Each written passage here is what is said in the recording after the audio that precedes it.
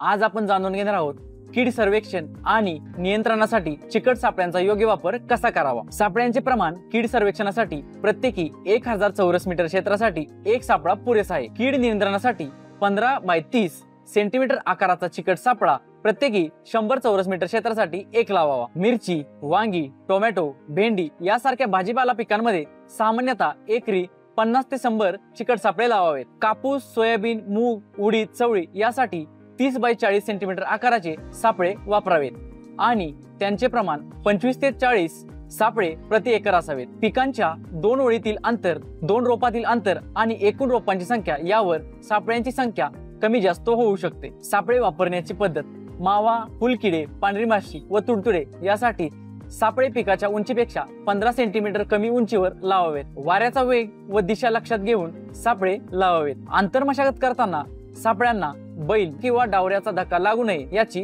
काळजी घ्या। योग्य सापळ्यांचा वापर केल्यास किडींचे वेळेवर नियंत्रण होऊन उत्पन्नात मोठी वाढ साधता येते।